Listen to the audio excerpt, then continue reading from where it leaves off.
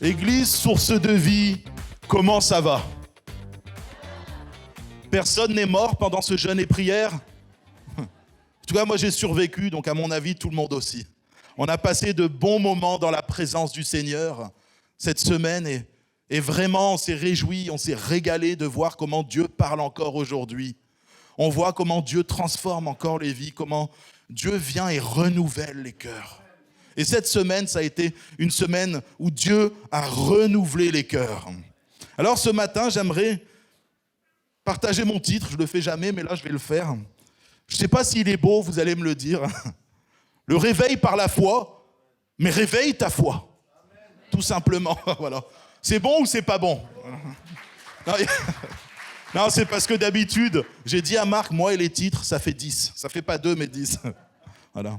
Ce matin, on va parler d'Élie.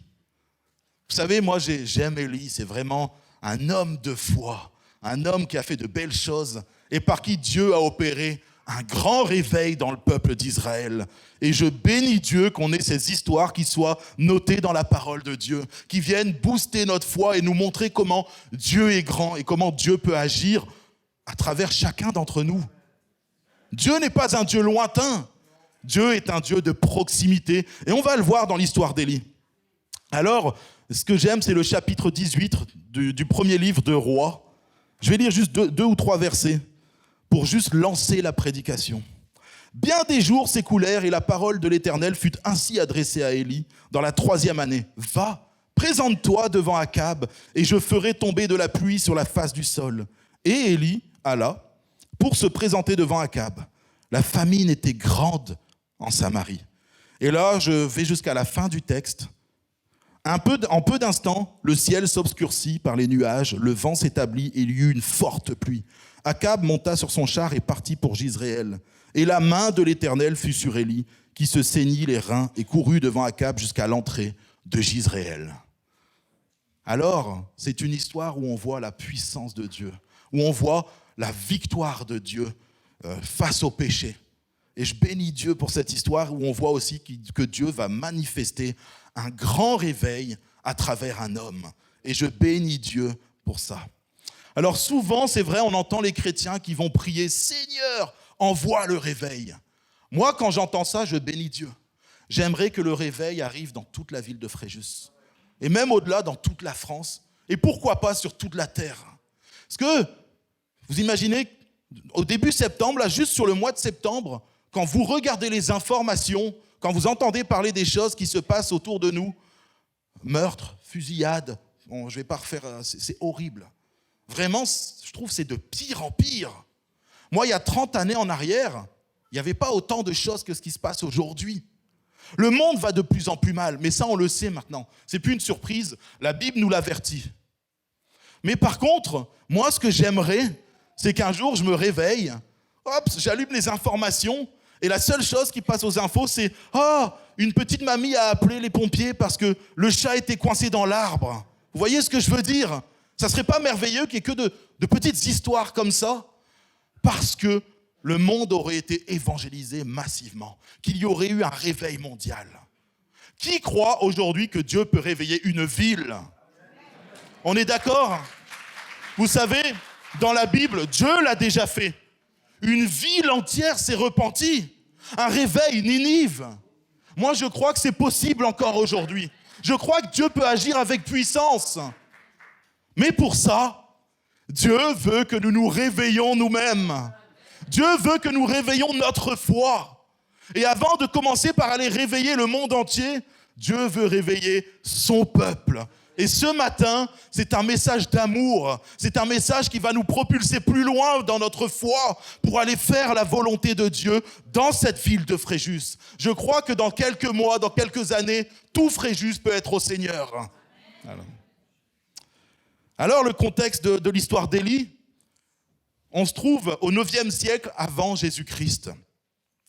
C'est une histoire qui est vraiment bien sombre dans l'histoire d'Israël. On a un roi qui s'appelle Akab et sa femme qui est reine qui s'appelle Jézabel. La Bible nous dit qu'ils sont les plus mauvais de tous les temps d'Israël. Un roi mauvais, une reine mauvaise. Il n'y a pas eu pire qu'eux en Israël. Et Élie, c'est dans dans cette époque-là qu'il arrive, qu'on entend parler pour la première fois d'Élie. Et cette époque est difficile parce que quand on est prophète, Akab et Jézabel, ils t'ont pris pour cible. Ils sont en train de décimer tous les prophètes de Dieu. Et là, la Bible nous dit que certains vont être cachés, vont être sauvés in extremis, mais le désir d'Akab et de Jézabel, c'est d'instaurer une nouvelle religion. La religion où on adore Baal, un faux dieu. À cette époque, j'ai été faire quelques recherches, on nous dit que c'est le dieu du tonnerre ou de l'orage. Dans certaines cultures, ça va être autre chose, mais majoritairement, les gens vont dire que Baal, c'est le dieu de l'orage. Bon. Il y en a un qui ne se laisse pas démonter par tout ça, c'est Élie. Élie, il n'en a que faire, parce qu'il sait qui est son Dieu. Élie, d'ailleurs, ça veut dire « l'Éternel est mon Dieu ». Il sait en qui il croit. Il sait de quel esprit il est animé. Et ce n'est pas parce que parfois, en face de lui, il a de l'opposition qui va s'écrouler. Parce qu'il marche avec son Dieu et son Dieu marche avec lui. Alors, la foi, c'est un style de vie basé sur la confiance en notre Dieu.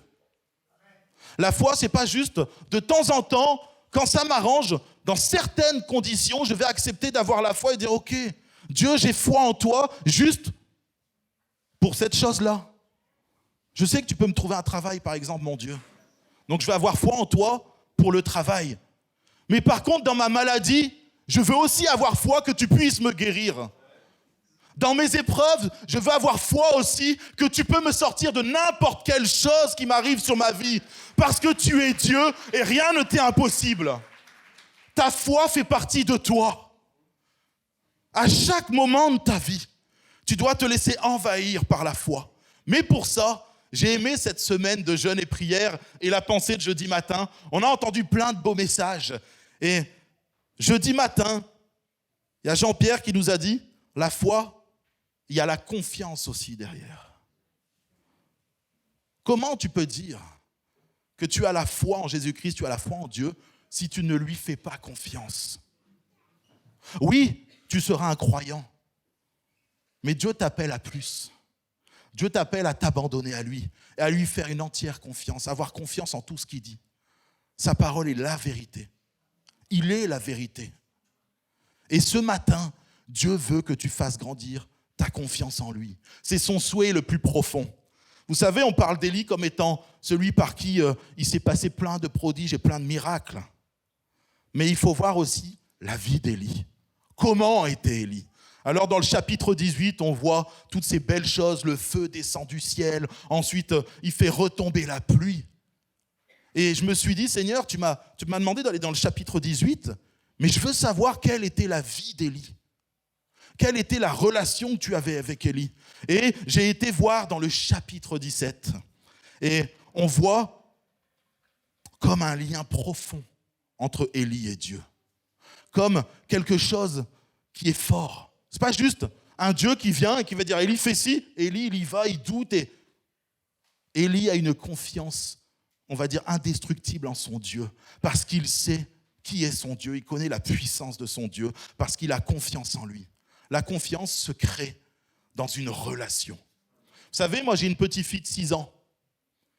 Si demain, quelqu'un vient me voir que je ne connais pas et me dit « Tiens, j'ai décidé de garder ta fille, je me propose de garder ta fille. » Alors bien gentiment, je vais lui dire « Merci, mais je ne te connais pas. Toi, je ne te laisserai pas ma fille. Je ne sais pas qui t'es. » Je lui dirai ça avec beaucoup d'amour. Mais j'aurai des doutes. Je me dirai « Pourquoi celui-là, il veut garder ma fille ?» Mais attends, ça va pas, mais je ne le connais pas, j'ai aucune confiance en lui. Il en est de même avec Dieu ce matin. Si tu n'as pas une relation intime avec ton Dieu, comment tu vas lui confier les rênes de ta vie?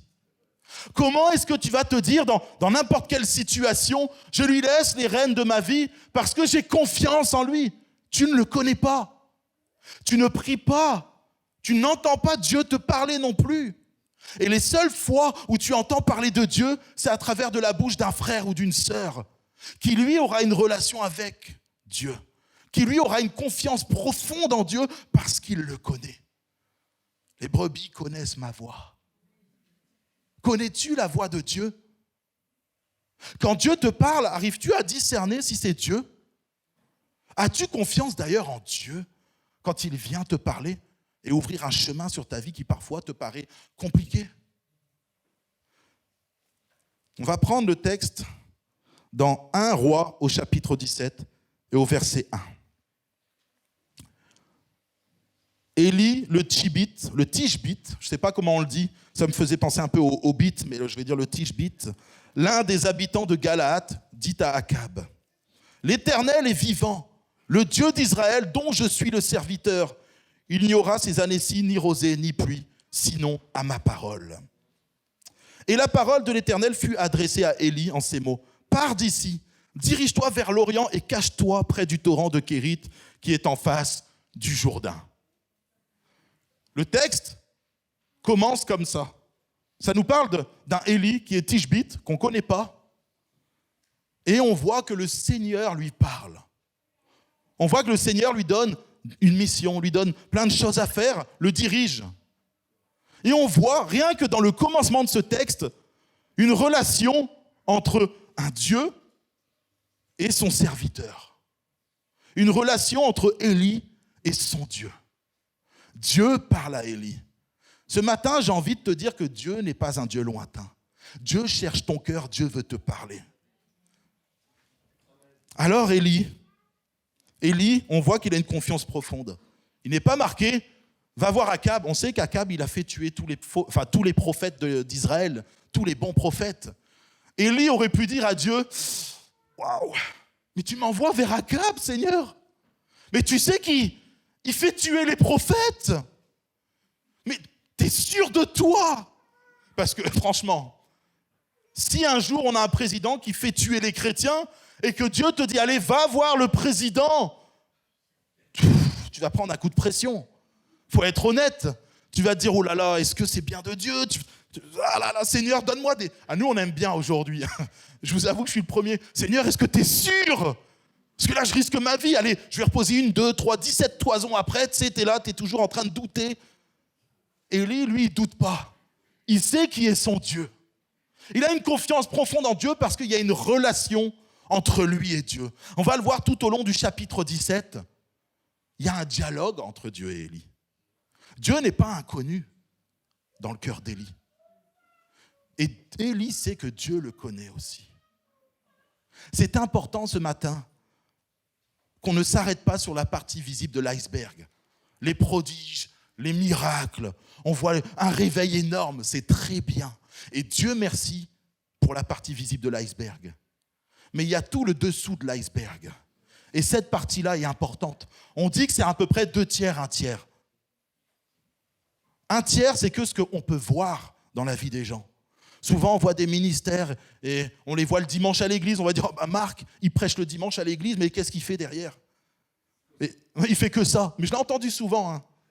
Je peux vous assurer que c'est la partie visible. Je ne parle pas de toi, Marc. Je dis, j'ai entendu souvent des chrétiens se dire, mais qu'est-ce que vous faites, vous les pasteurs? Moi, on est venu me poser la question. Bon, tu es là le vendredi soir, mais après, tu fais quoi? Je peux vous assurer que c'est la partie visible. Là, c'est la pointe de la partie visible de l'iceberg. On a tellement de choses à faire. Il y a tellement de combats, tellement de personnes, tellement de prières, tellement de relations avec Dieu. On a besoin de tout ça. Quand vous nous voyez le dimanche, c'est la partie visible de l'iceberg. Derrière, il y a de belles choses, mais il y a de gros combats aussi. Et ça, j'aimerais que vous preniez en considération que souvent, on voit que la partie émergée de l'iceberg pour les pasteurs, pour les ministères. Priez pour nous. Parce que derrière, il y a de très gros combats. Priez pour Marc, c'est le pasteur de cette église. Nous avons besoin d'être soudés, nous avons besoin d'avoir une église qui prie pour nous.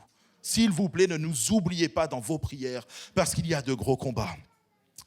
Alors, Dieu donne une mission à Élie. Tu vas voir Akab, et puis tu vas faire arrêter la pluie. Déjà, Élie, dans cette relation avec Dieu, a des ordres de mission. Il sait quoi faire. Il n'est pas perdu. Mais qu'est-ce que j'ai à faire dans ma vie? Dieu, tu m'appelles à quoi? Souvent, il y a beaucoup de chrétiens qui disent « je ne sais pas quoi faire ». Et ils viennent voir les pasteurs Pasteur, dis-moi quoi faire. On n'est pas des devins. Désolé de vous dire ça. On est des hommes.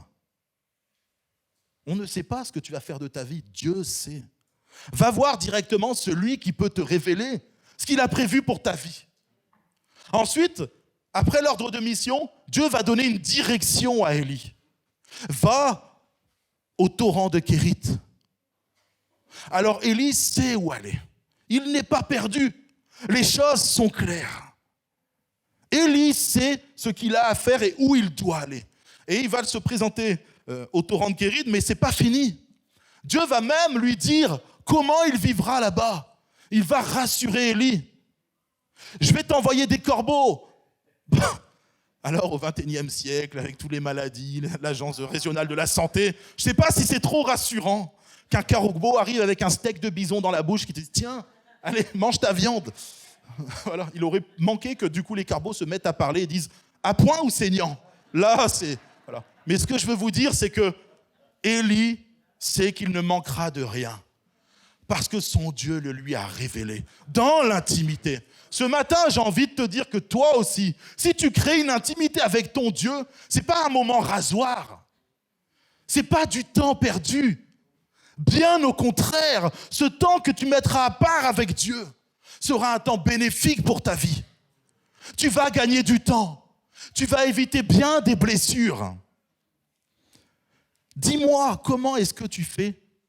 Dis-moi, j'aimerais, c'est par curiosité, pour savoir où aller quand tu n'entretiens pas une relation avec Dieu.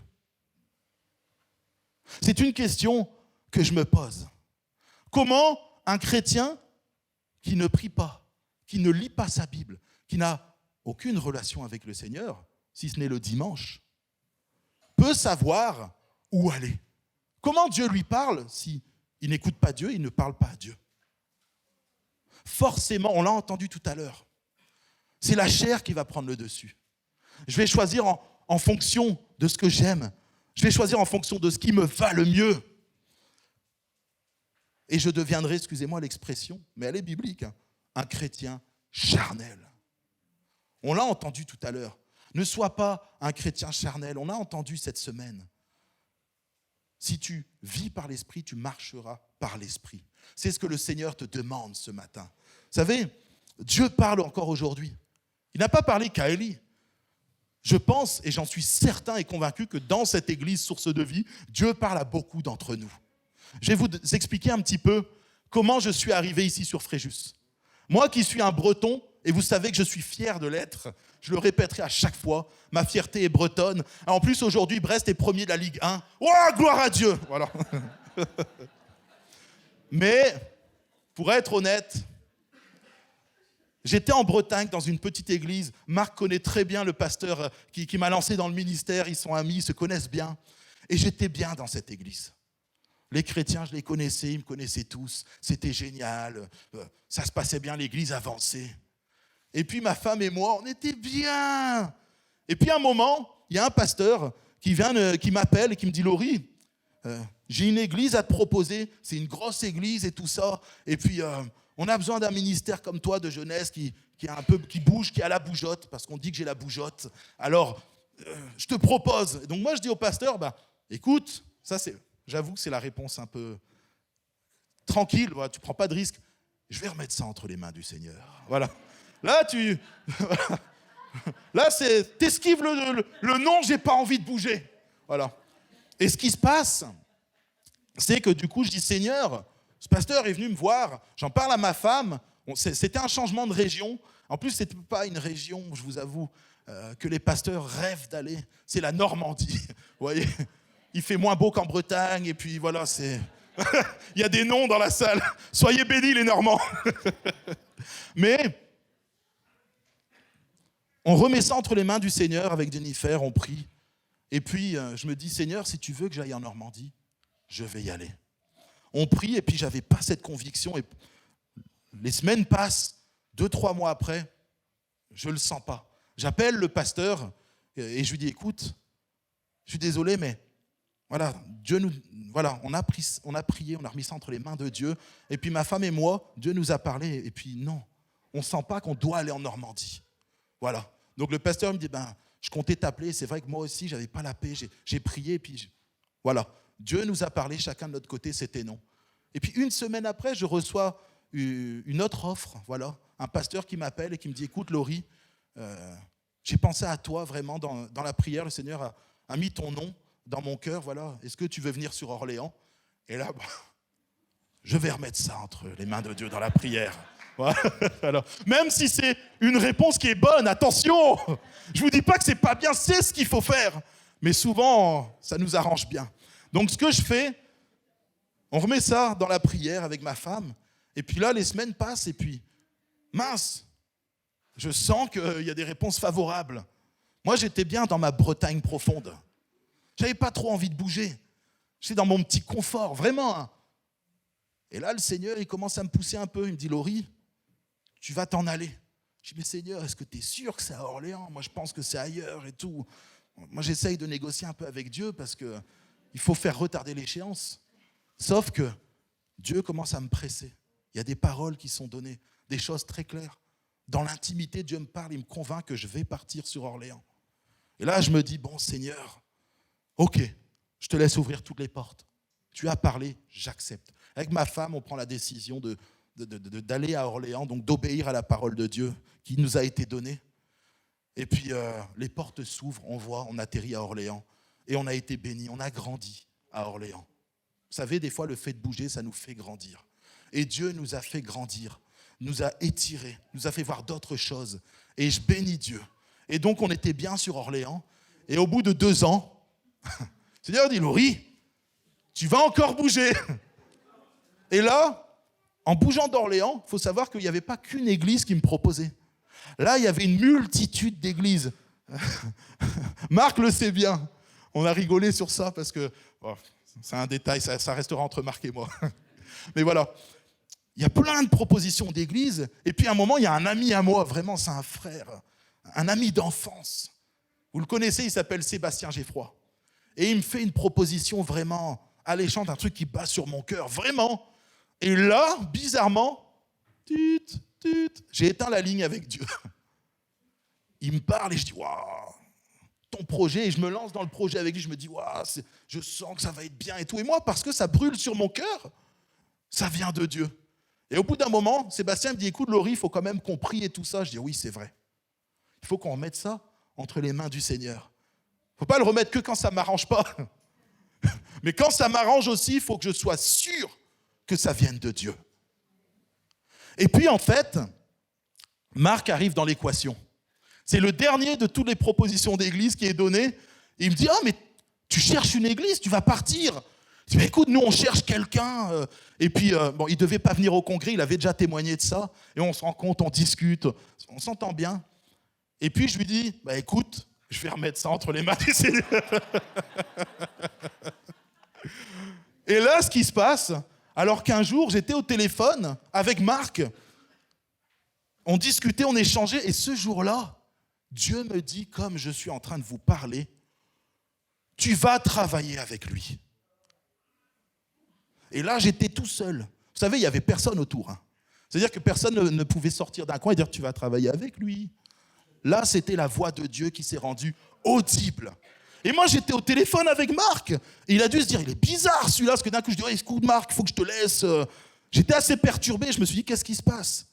Je raccroche, et là, je dis, Seigneur, ok, là, tu me parles. Et pour moi, c'est très clair. Quand Dieu te parle, tu sais. Mais pour ça, il faut une intimité avec lui. Dieu désire te parler. Dieu désire te diriger.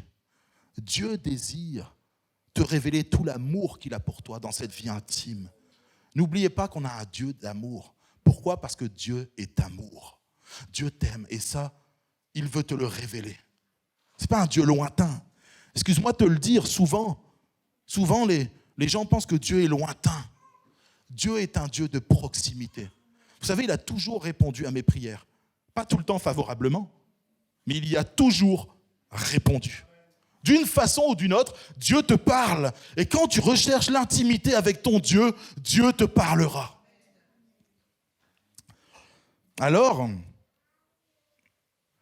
cette rivière, ce torrent de Kérit s'assèche. Le temps est fini pour Élie de rester près de ce torrent et Dieu va encore se révéler à lui. Il lui dit maintenant, tu vas aller à Sarepta. Il y a une veuve qui est là-bas. Elle t'attend, je lui ai déjà parlé, vas-y.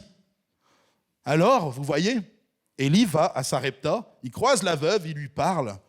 Et puis la veuve lui dit, écoute, il me reste un repas pour moi et mon fils, et après on va mourir, on n'a plus rien, mais qu'il en soit ainsi. Vous vous rendez compte comment Dieu est venu travailler le cœur de cette femme ?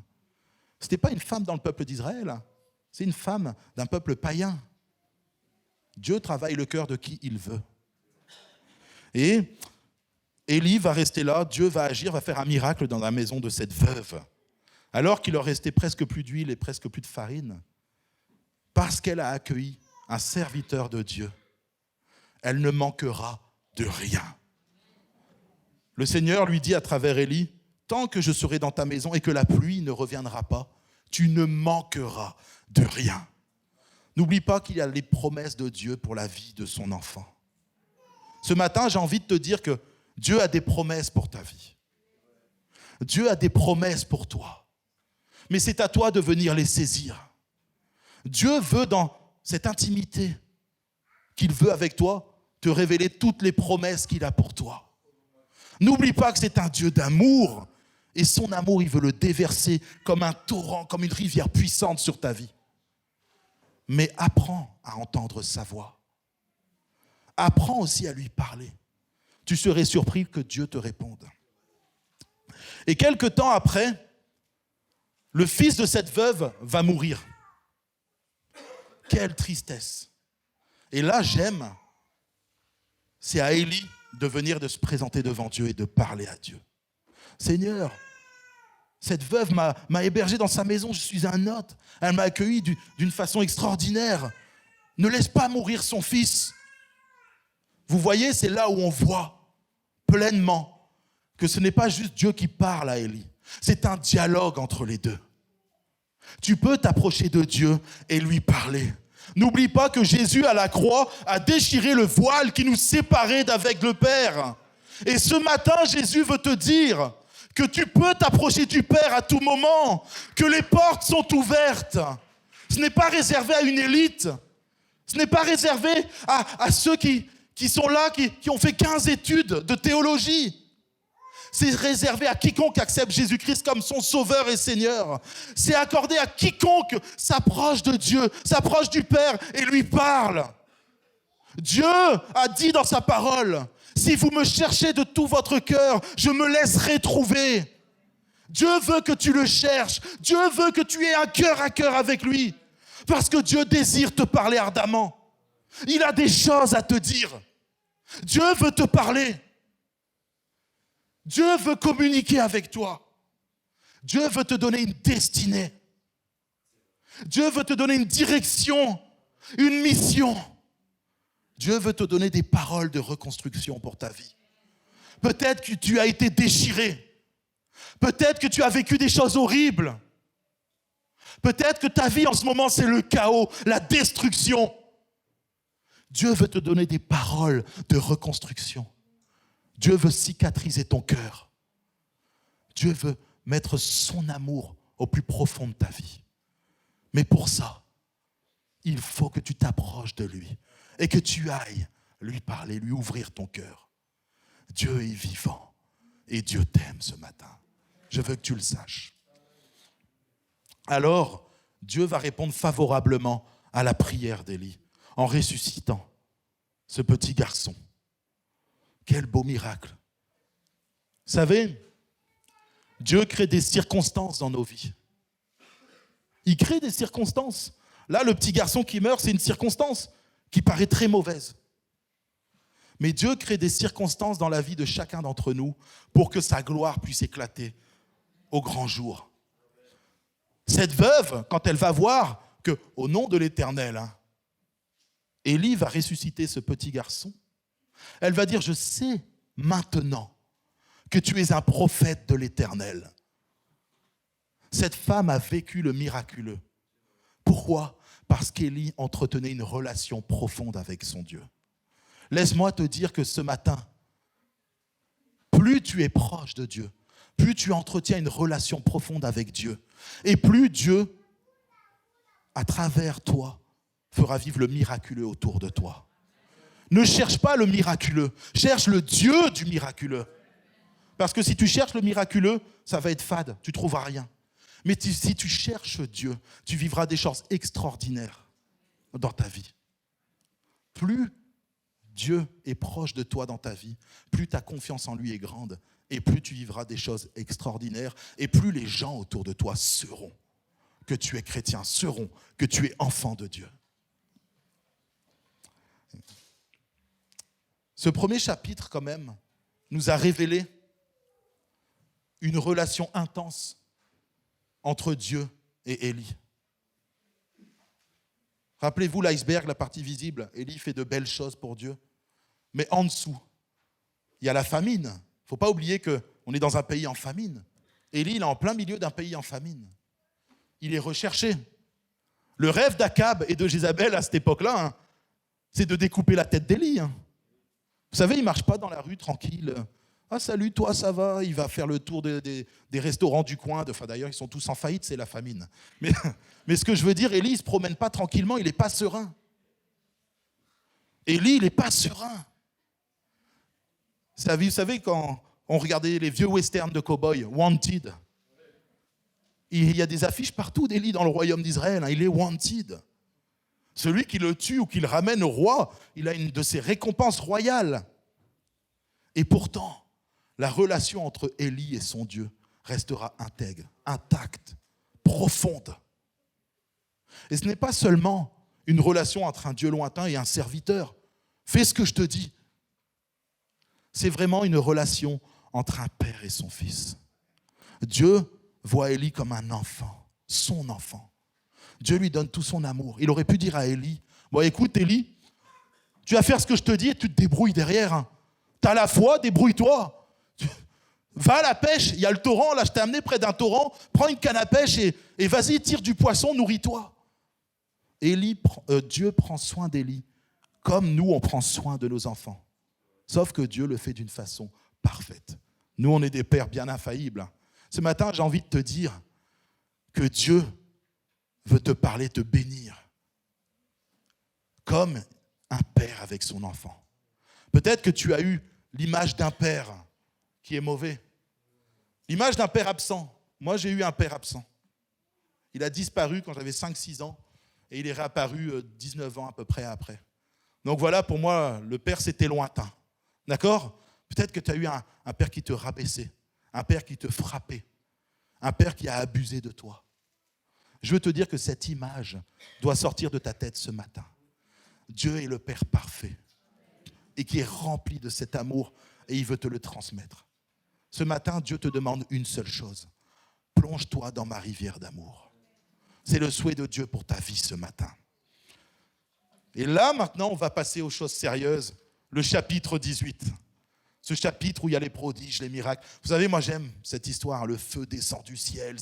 Il y a de l'action dans la vie d'Élie. Moi je suis un homme, j'aime l'action. Quand j'étais plus jeune, même un peu moins jeune, ce que je préfère, c'est les films d'action. Il faut que ça bouge. Vous savez, un film à l'eau de rose, avec une histoire d'amour qui dure 1h30 et puis tu t'endors. Moi, j'aime pas ça. J'aime quand ça bouge, ça part dans tous les sens. Sinon, je m'endors. Dans ma vie chrétienne, à moi, j'aime qu'il y ait de l'action aussi. Et cette action-là, tu la retrouveras qu'auprès du Seigneur. Le texte commence dans 1 Roi, chapitre 18. Bien des jours s'écoulèrent et la parole de l'Éternel fut ainsi adressée à Élie dans la 3e année. Va, présente-toi devant Akab et je ferai tomber de la pluie sur la face du sol. Élie est resté 3 années quand même à se cacher. 3 années de famine. La famine était dure en ce temps-là. Et c'est vrai qu'on voit encore que le chapitre 18 commence toujours de la même façon, nous présentant cette relation intime entre Dieu et Élie. Dieu parle à Élie. Alors, Élie, lui, ce qu'il va faire, il va obéir. Dieu lui dit, va voir Akab. Seigneur, là, ça fait 3 ans qu'il y a une famine dans le pays. Akab est encore plus en colère, tu te rends compte, Seigneur ? qu'il y a 3 ans. Là, c'est encore pire. Ils n'ont plus rien à manger. Là, c'est sûr, ils vont me tuer. Non. Élie connaît son Dieu. Il sait en qui il croit. Sa confiance est toujours présente. Alors Élie va y aller. Et sur la route, il va rencontrer un prophète, Abdias. Alors qu'il allait voir Akab, Dieu lui met sur sa route un autre prophète.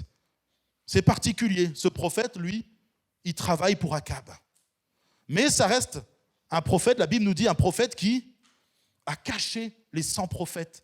Vous voyez, je vous disais qu'au départ, certains prophètes avaient dû se cacher. Et bien c'est ce Abdias qui dit à Élie, ne me fais pas défaut. Tu me demandes d'aller voir Akab et de lui dire que tu es là, et le Saint-Esprit va t'envoyer dans une autre ville ou ailleurs, et Akab va me tuer. Il dit, n'oublie pas que moi, je suis resté intègre à Dieu. J'ai protégé ces 100 prophètes, je les ai mis 50 par 50 dans des grottes, je les ai nourris avec du pain et de l'eau pendant cette famine. Et là, Élie va lui dire, ne t'inquiète pas, je me présenterai devant Akab, je te donne ma parole. J'ai envie de te dire ce matin que parfois, on se sent seul. C'est vrai, Marc, combien de fois tu as dû te sentir seul dans le ministère? Combien de fois, vous aussi, vous vous êtes senti seul dans certaines situations? Dans la maladie, personne ne me comprend. Avec tes enfants, ils ne sont pas au Seigneur, tu es en grande souffrance. Dans ton travail, tu es seul et autour de toi, tu es maltraité. Les gens ont un langage, ils sont vulgaires et tu te sens seul. Et tu te dis, dans mon problème, personne ne peut me comprendre. Ce matin, j'ai envie de te dire que tu n'es pas seul. Premièrement, Jésus est avec toi. Et j'ai envie de te dire aussi que nous sommes une église. Et la Bible dit que quand un membre souffre, c'est tout le corps du Christ qui souffre. Alors ce matin, trouve un frère, trouve une sœur auprès de qui tu peux aller te décharger. Dire, j'ai besoin d'aide, je me sens seul. J'ai besoin que tu pries avec moi. J'ai besoin d'être réconforté. J'ai besoin d'être exhorté dans cette situation. Nous sommes là pour ça. Nous sommes là pour nous aider les uns les autres. Ce matin, c'est une parole réconfortante. Même dans ce temps de famine, même dans ce temps où il n'y a plus rien dans ta vie, dis-toi bien que tu n'es pas seul. Tu as un Dieu qui est vivant et tu as une famille en Christ. Alors sers-toi de cette famille en Christ. Va voir les gens qui pourront t'aider, te faire grandir, t'aider à traverser. Ça serait triste qu'au sein de l'Église, on soit seul. Moi, ça me ferait mal au cœur que tu sois dans une église et que tu te sentes seul. L'église est une famille. Source de vie, on l'entend tout le temps, c'est une famille. Tu n'es pas seul, tu n'es pas isolé. On est là pour toi. Viens nous voir. Va voir un frère ou une sœur à côté de toi. Ne dévoile pas toute ta vie à tout le monde non plus. Sois sage. Mais trouve quelqu'un de confiance. Crée une relation avec ton frère et ta sœur. Crée une relation et quand cette relation sera construite, tu pourras avoir une confiance avec l'autre personne et tu sauras si elle est digne de confiance, si tu peux lui révéler ton problème. Mais crée des liens avec tes frères et tes sœurs. Ces vieux chants, à qu'il est bon pour des frères de demeurer ensemble. On va s'arrêter là. Il fait encore beau. Je sais qu'Élie fait tomber la pluie, mais voilà. Je ne sais pas chanter. Mais qu'il est doux pour des frères de demeurer ensemble. C'est vrai. Il faut être honnête. Je ne suis pas un chanteur. Je ne suis pas un danseur non plus. Ce matin, quand je suis arrivé à l'église, il y a quelqu'un qui m'a dit « Oh, moi, je ne danse pas et tout. » J'ai dit « Moi non plus. » J'ai jamais su danser. Même à l'époque, quand je sortais, j'avais un pas de danse. Je disais c'était le pas de danse légendaire. Voilà, c'était ridicule, mais moi j'étais à fond, voilà. Tu n'es pas seul dans ton combat, tu n'es pas seul, Dieu t'aime, et tu as une famille. N'oublie jamais ça, tu as une famille. C'est une époque difficile, grande famine, les prophètes sont tués. Ça veut dire qu'à cette époque-là, c'est très dur de s'approcher de Dieu. La sécheresse était si grave que le roi Akab lui-même et son serviteur de confiance Abdias cherchaient des pâturages. Imaginez-vous que notre beau président se mettent à aller chercher des finances pour chacun d'entre nous, pour tous ceux qui ont du mal à finir leur fin de mois. Et qu'il y aille lui-même, qu'il n'envoie pas Paul Emploi ou je ne sais pas qui descende de sa montagne dorée, il arrive et ils disent « Tiens, mon pauvre petit, tu n'as que 500 par mois, tu es endetté, tu n'y arrives pas, on va trouver une solution. » Imaginez-vous comment la situation était grave pour que le roi d'Israël lui-même descende et cherche par lui-même des pâturages. Il n'y avait plus rien.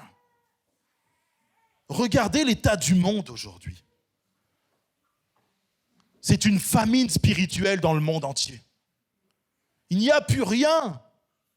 Aujourd'hui, quand on regarde, les jeunes, la plupart des jeunes se droguent. Pourquoi ? Parce qu'on leur dit, tu n'auras pas de travail. Tu peux même faire de grandes études, tu n'auras rien. On leur dit, tu n'auras même pas de retraite plus tard. Waouh, quel avenir sombre on leur propose. Continue comme ça, tu n'auras rien. Comment voulez-vous que la jeunesse aujourd'hui puisse se lever et être épanouie et se réjouir ? On leur propose un avenir, excusez-moi l'expression, pourri. Comment est-ce que tu veux que le monde s'en sorte ? C'est une famine spirituelle, une sécheresse spirituelle qu'il y a sur la France et dans le monde entier. Les couples se détruisent. Les familles sont brisées, elles explosent. Les gens ont peur, car la violence est partout autour d'eux. C'est un constat tragique qu'il y a sur le monde aujourd'hui. Les gens qui travaillent ont du mal à boucler les fins de mois. Combien de personnes, je ne vais pas vous faire lever la main, mais je suis sûr que si je pose la question, combien de personnes ont les deux qui travaillent dans le couple, puis quand la fin du mois arrive, on n'a plus rien. On commence le mois à découvert. Ouais. Aujourd'hui, alors qu'on prône une liberté, la liberté de l'esprit, on ouvre à tout. Pourquoi il y a autant de dépression alors ? Pourquoi il y a autant de maladies psychologiques, psychiatriques ? Pourquoi il y a autant de suicides ?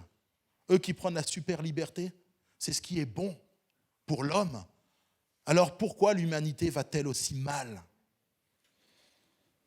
Ce matin, j'ai envie de te dire que nous devons être différents. Nous avons la source d'eau qui ne tarit jamais. Jésus a dit, si tu bois de cette eau, tu n'auras plus jamais soif. J'ai envie de te dire que ce matin, ne fais pas comme Akab et ne fais pas comme Abdias. Au lieu de chercher des pâturages verts qui traîneraient quelque part, parce que peut-être qu'il y en a quelques-uns qui traînent encore dans cette sécheresse spirituelle, va directement à la source d'eau. Au lieu d'essayer d'aller chercher quelque chose qui te fera tenir un peu plus longtemps dans ta misère, viens t'abreuver à la source d'eau spirituelle qui est Jésus-Christ. Jésus t'appelle ce matin dans cette eau inépuisable, inarrêtable. Il n'y a aucun barrage qu'un homme peut construire qui va arrêter cette source d'eau. Jésus est tout-puissant, Dieu est tout-puissant et rien n'est impossible à ton Dieu.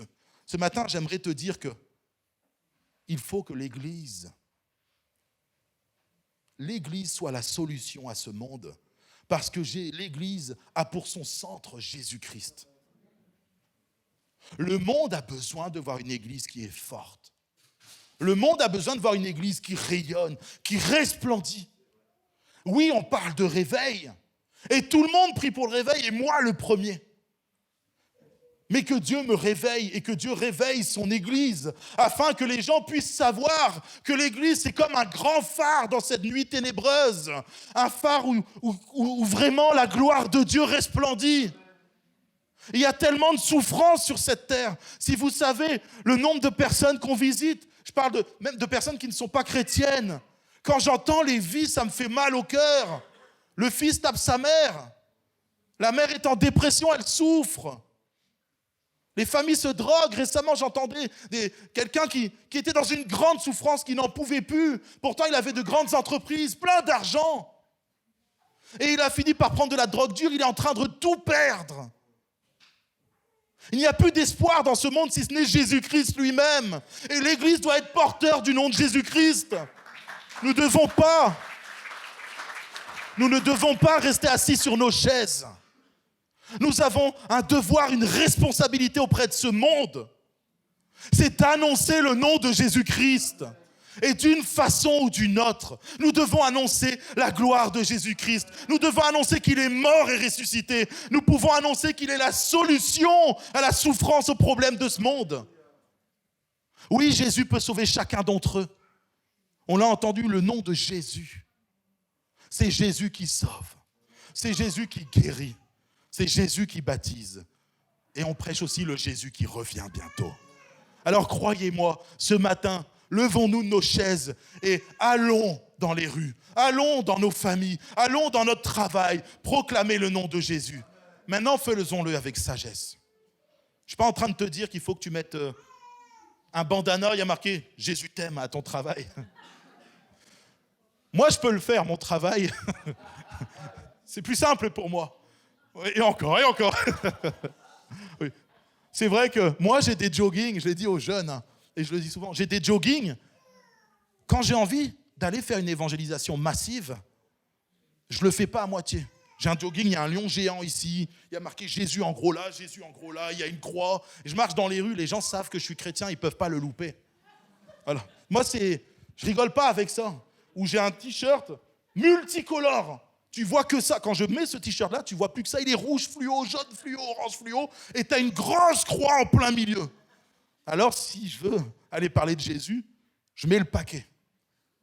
Mais en réalité, ce n'est pas seulement que dans le tape à l'œil que tu peux le faire. C'est au quotidien. Comme Dieu a mis la veuve de Sarepta sur la route d'Élie, Dieu mettra des gens sur ta route. Des gens qui souffrent. Des gens qui ont besoin de connaître Jésus. Des gens qui ont besoin de vivre la gloire de Dieu, de ressentir son amour. Mais si toi, tu n'as pas une relation profonde avec ton Dieu, comment est-ce que les gens sauront que Dieu t'aime? Parce que toi-même, tu ne vivras pas l'amour parfait avec Dieu. Ce matin, laisse-moi te dire que Dieu veut faire grandir ta relation avec lui. Dieu veut faire grandir ta foi. Et c'est seulement quand tu auras une confiance profonde en ton Dieu que tu pourras briller, resplendir. Ta vie, naturellement, parlera de Christ. Quand les gens seront autour de toi, ils se diront, celui-là, il y a quelque chose là. Il faut que j'aille gratter. Pourquoi il est comme ça? Pourquoi il est tout le temps heureux? Il vient de perdre un être cher et il arrive à glorifier Dieu, il arrive à sourire encore. Mais qu'est-ce que c'est que cette histoire? Moi, je veux réussir comme cette personne. C'est parce que l'Esprit de Dieu est dans cette personne. Parce que l'amour de Dieu a inondé cette personne. Et cette personne, son amour n'est pas basé sur les circonstances de sa vie, mais sur son Dieu. Maintenant, on va passer au concret, à l'action concrète. Élie demande à Akab une convocation avec tout le peuple. C'est la partie que je préfère, moi, dans ce texte-là. Le feu descend du ciel, alors forcément, je me régale. Chaque fois, j'essaye de m'imaginer comment ça se fait. Est-ce que c'est une grosse boule de feu qui descend, un rayon laser ou... Je sais que le feu descend et c'est là où on voit la gloire de Dieu. Élie demande une convocation au peuple de Dieu. Et je pense que ce matin, Dieu nous a convoqués dans ce lieu. C'est une sainte convocation. Je pense que ce matin, Dieu veut te demander comment est ta vie? Comment est-ce que tu vis ta foi? Comment est ta relation avec ton Dieu ce matin? Est-ce que tu me fais confiance? Dieu ce matin aimerait vous parler et que vous puissiez en vous-même faire cet état des lieux.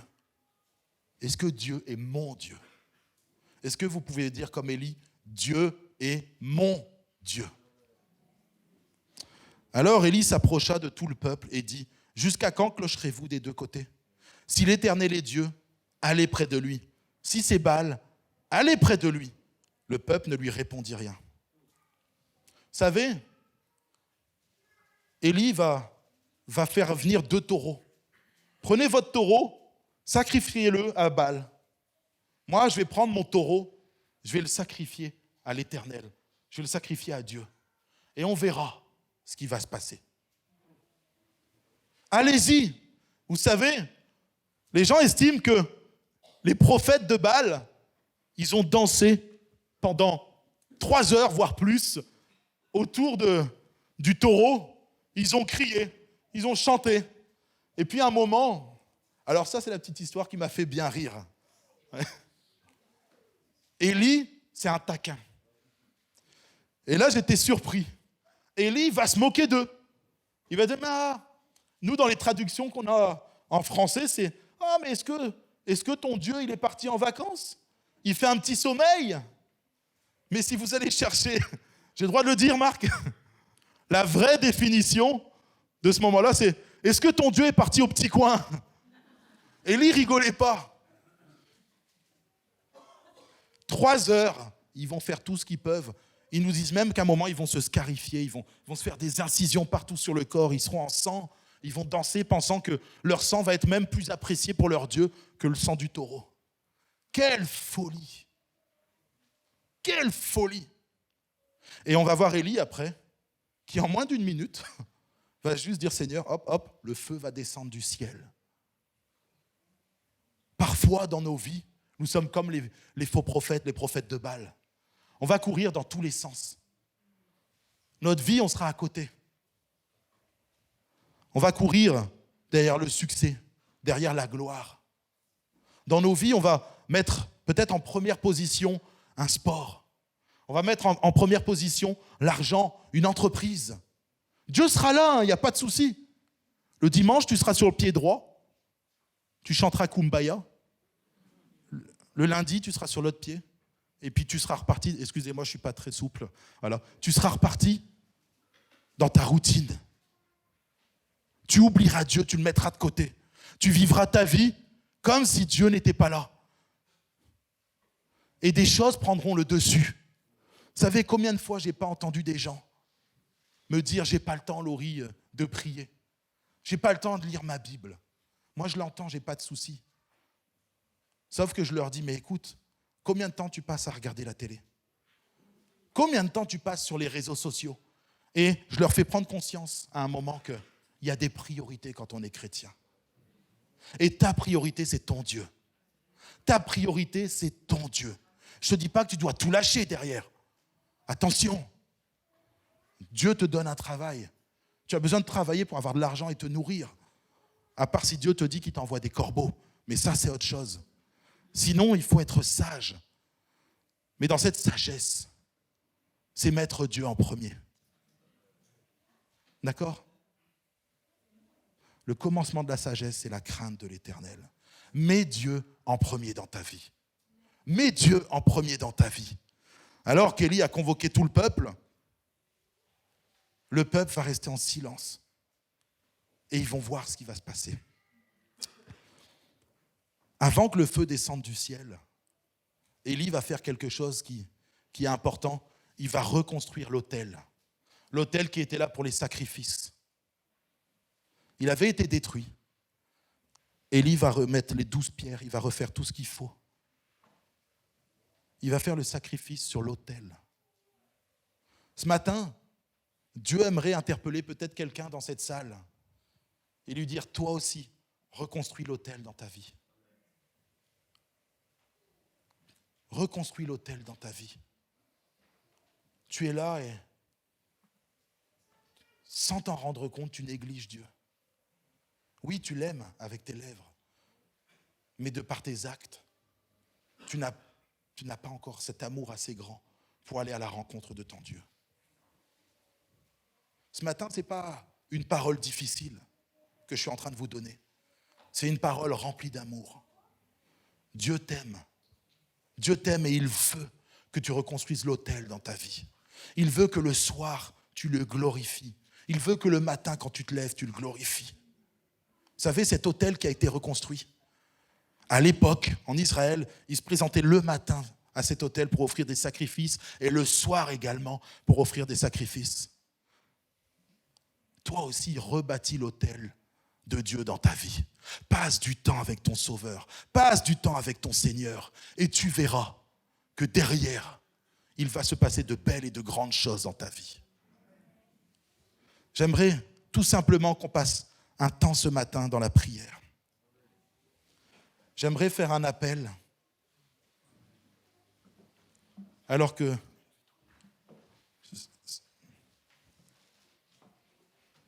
j'aimerais que tout le monde puisse se lever ce matin.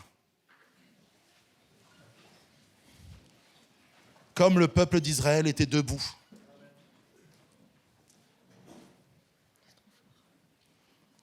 Je ne vous fais pas lever pour vous faire lever.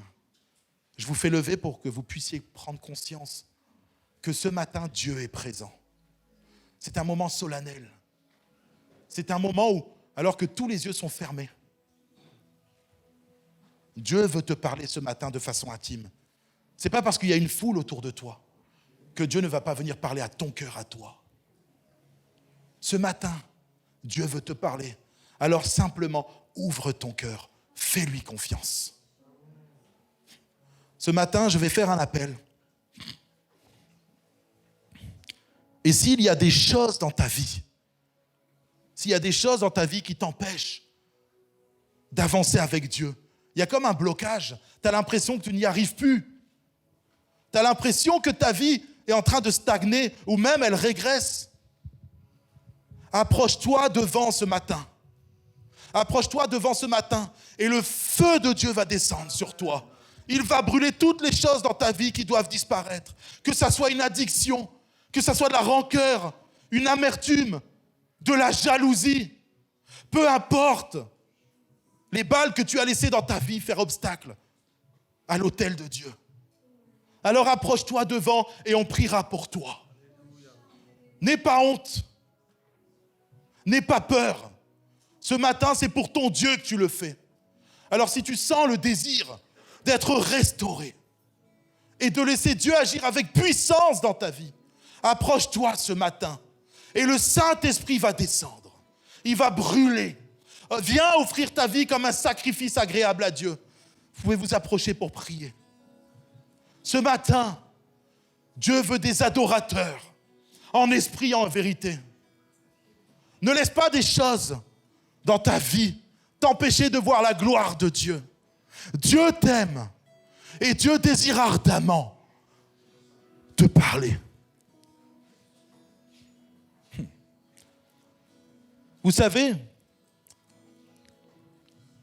dans une église, un pasteur a prêché. Il a dit, s'il y a quelqu'un qui est bloqué, qu'il vienne ici devant et qu'il abandonne ce qui l'empêche d'avancer. Amen. Il y a un jeune qui s'est levé, vous savez ce qu'il a fait? Il est venu, il a déposé son téléphone portable devant. Oui. Je ne vous dis pas que vous devez venir nous donner vos téléphones portables, mais c'est spirituel. Amen.